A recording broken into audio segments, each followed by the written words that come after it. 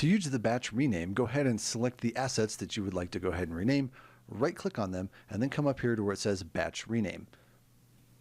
Up here at the top, you can see that we can rename using plain text or regex.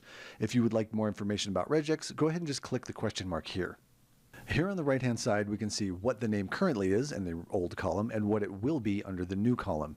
To see how this works, let's go ahead and work with the search field. If I type in MI, you can see that the MI is removed from this, and I can go ahead and replace it with M to make sure that I have the correct prefix.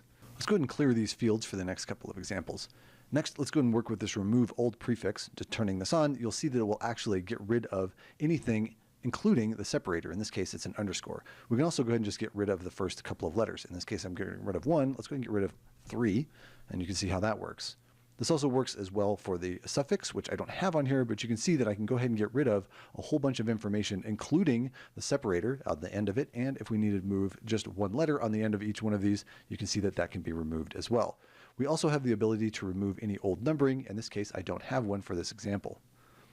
We also have the ability to add a prefix or suffix inside of here. So if I were to type in my underscore, you can see that we can add that right here. And I can go ahead and cut that out and paste it here. And you can see that we'll add it to the end as well.